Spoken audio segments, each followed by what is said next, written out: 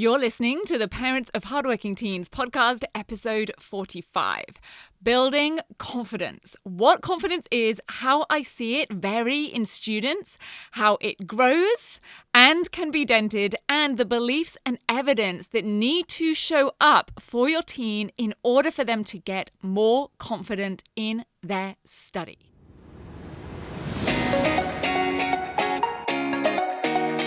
I'm Katie Jones, and with over 15 years in education as an award-winning high school teacher, international external examiner, and as a study coach, I've helped thousands of students skyrocket their results and confidence. And this podcast is where I share all my insights, tactics, and tips with you, the parent, so you can help your hardworking teen get happy, smart, and successful in their study, and have you both enjoy the journey along the way. This is the Parents of Hardworking Teens podcast. Hey VIPs, how are you going? I've got to tell you that right now I am in my element. I am recording this in the second week of the Easter holidays, and so I have got the luxury of extra time, and I'm using it to plan all of the content and delivery for the Next Level live event that I'm going to be running for all of our Next Level students on the 7th of May. Now, for those of you that don't know, Next Level Coaching is my monthly coaching program for students who have completed the 10-week Great Transformation program.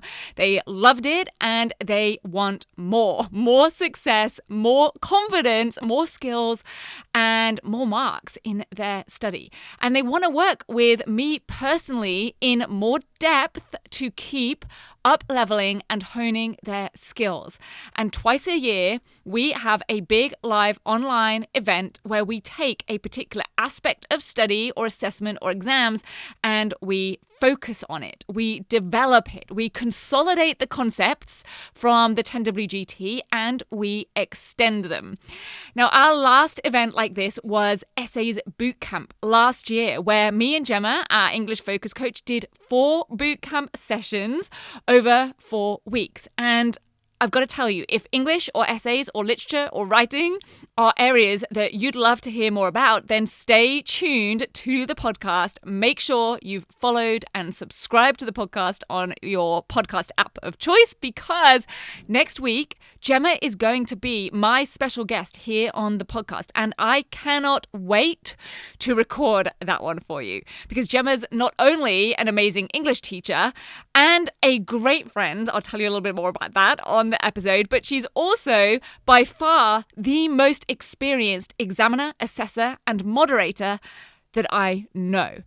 Now, also, another update to share with you. There's a lot of updates, I know, happening on this episode, but there's a lot going on because I like to use my school holidays for a lot of planning. So from Wednesday, the 19th of April, and that's literally going to be tomorrow for the date that this episode goes live, if you're hearing it on the day it drops, I'm also going to be hosting monthly open Q&As for all of you. So you get to pick my brain for free, and I'm going to be doing these as Facebook Lives on the Rock Solid Study Facebook page. It is going to be your chance for parents and carers and students, everyone is welcome, for you to ask me anything you like about all things study, exams, assessments. And because right now I'm in the midst of planning that Next Level event, I have a huge collection of past papers, mark schemes, syllabus criteria, sample responses from all different exam boards for all different subjects from year 10 up to year 13. And I am dissecting them with a fine-toothed comb. And I am going to share with you on the upcoming Facebook Live on Wednesday, 19th of April, a couple of key takeaways that I am finding as I prepare, because what I wanted to do for this particular Next Level Live event is to really focus on what is the thing that students who have gone through the 10WGT still maybe struggle with sometimes. What is the thing that they would really love to master for the level that they are at with everything? And my brain, I literally sat and asked myself those questions, and my brain just really clearly, quite quickly came up with what they want is to be able to nail success criteria. They want to know exactly what to do to meet the nuances and the highest level demands of the big extended response questions, the big essays, the inquiry tasks. And I actually even had a dean of a high school say to me recently on a meeting that we had that even she really sometimes struggled to figure those things out, those descriptions and descriptors, I should say, that can be a little bit vague and ambiguous, like an analysis being detailed versus sophisticated. Like, what does that really mean? So I'm on a mission right now to get those things clear, get things systematized, get them usable so that students feel totally confident in what they need to do to reach certain criteria and confident that they know how to do it, have the skills to do it. So like I said, I'm going to share a couple of the key takeaways on that Facebook Live Q&A. So definitely be on that if your teen could use a little bit of help with that. I'm going to be doing them monthly, 7:30 AEST on the third Wednesday of every month. And if you're not on Facebook, do not worry. If you're on my email list, I'm also going to send you an alternative Zoom link where I'll also be streaming. And you can also ask me questions there. But if you're on Facebook and not already following the Rock Solid Study page, then jump over there and do that. I will put a link in the show notes for this podcast episode. And if you're thinking that that type of training would be really helpful for your teen, if they need to master mark schemes in the first place, then get them in on the 10-week grade transformation program. I have a whole catapult module where I teach mastering mark schemes. And if they've completed the 10WGT and aren't already in next level coaching and would love to be, then we have an enrollment coming up on the 1st to the 5th of May. And we have 2 tiers of next level coaching. So if you've checked it out before and want to see what those 2 tiers now are, then you can go to www.gradetransformation.com/next level. Just remember though, we only accept students who have completed the 10-week grade transformation program for that. Now, let's get into this topic of confidence because it ties in really well with everything I've just updated you on. Because I can tell you that by far, the most common thing that parents tell me they want for their teen, either when they join the 10WGT or when they answer one of my surveys before a webinar or when they email me, it's that they want their teen to feel and be more confident in their study. It's one of the key outcomes that I also promise in all of my trainings. It's not just about increased results, but it's about increased confidence for your teen. And confidence is a feeling. So it might be a little bit hard to measure. It might change from one day to the next or from one subject to the next. But that doesn't mean that we don't have control over it and that we can change it. Now, I don't think that confidence is something we're either born with or we're not. I think it's something that can be grown or built or can be depleted or dented depending on our life experiences. And it is not always something that we outwardly show. It's something that we think or feel inside. So we could be shy but confident inside, or we could be bold or outgoing on the outside but lacking confidence on the inside. And we can be confident in some things and totally lacking confidence in others. I definitely have things that I do not feel confident with or situations that I don't feel confident in. And I have things that I didn't previously feel confident with that I do now. One of those would be standing up and teaching a class of 30 teenagers. Not confident at the start of my teacher training, though confident that I could learn it and that I wanted to and that I could be good at it. And of course now confident that I could do that in almost any situation. And there are things that I used to be more confident with that I'm now less so. And a simple example of that right now is doing squats at the gym. Used to be one of my stronger lifts, but now since I tweaked my back a couple of months ago, I'm really not confident in at all. But I am building that confidence back up.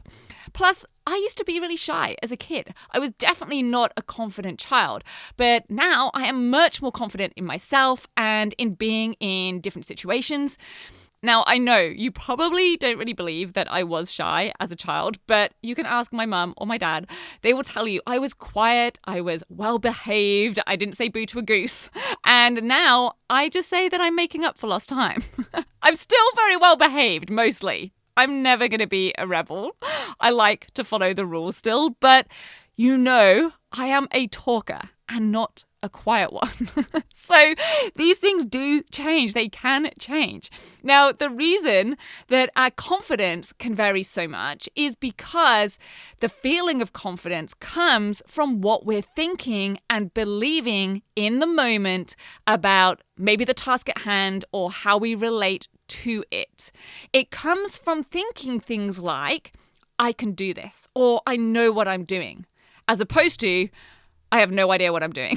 I can't do this. It comes from believing something will be easy, or even if we know it might not be easy, it might be believing something like, I can figure this out, or I'm good at this sort of thing.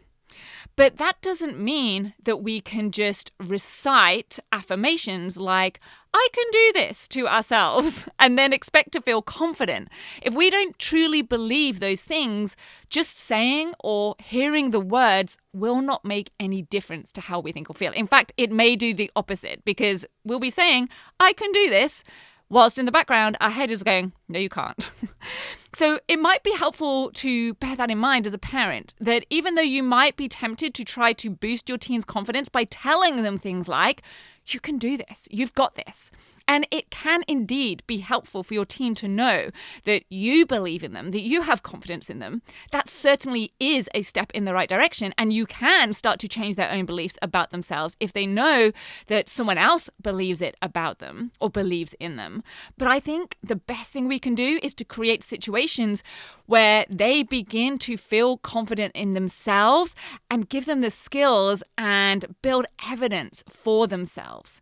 Because the same is true when it comes to denting or depleting our confidence. We could have someone tell us that they don't like our hair, let's say. But if we think our hair is fabulous, it doesn't make much difference to our confidence. But if we were to get told it over and over again by different people in different situations, then maybe our confidence in how fabulous our hair really is will weaken. And I'm using a really frivolous example there on purpose because the same is true for your teen's study. If they get one disappointing result, then they can bounce back. But if it happens over and over again, despite having some resilience or practicing those skills of bouncing back, do we really expect them to have and keep that level of confidence or keep that resilience to just keep working hard, even though it's rarely paying off for them? And this is not about making everything positive, never expecting anything negative to happen. That wouldn't be reasonable, and it wouldn't give those opportunities to build resilience or to reflect or figure out how to improve. But I also want to share that this is not just about the result itself and whether it's considered a success or a disappointment. Because true confidence comes from your teen experiencing success and this is the important part, knowing that they had control over that success. So it is not just about them having situations set up where they suddenly get something good out of it. It can't just be about luck. We don't want them to think that it was just a fluke, because confidence comes from experiencing, or more specifically, creating success for ourselves and being able to do it on demand, predictably, and with control. Now, I remember a student, this vividly sticks in my head. They were just starting the 10WGT. This was a couple of years ago now. And I spoke with him and his dad before he started, and he told me that he had just gotten an A in his engineering assignment. And you can probably guess what I said in response. I said, well done, that's awesome. And then, do you know exactly why you got that A? Because I wanted to know if he knew how he'd gotten that result, what exactly in his writing had hit the top criteria, so that he could do it again. Not that he's going to get that exact same task again, but by using the universal strategies of things like the 3 steps of analysis, no matter what is being analyzed. Maybe it's a Shakespeare quote, maybe it's data.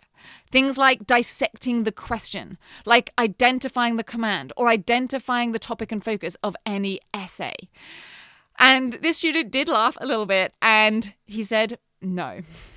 He was pleased that he'd gotten such a great result this time, but this was part of the reason why he was doing the program, because he'd felt like he'd kind of guessed his way there. He had done his best, he'd worked hard, but he didn't know exactly why he'd gotten the A this time and not at other times. So, of course, I got him to send me through that assignment. We went through it on a group coaching call, the next group coaching call, because I wanted him and every other student on that call to know exactly what made that an A quality piece.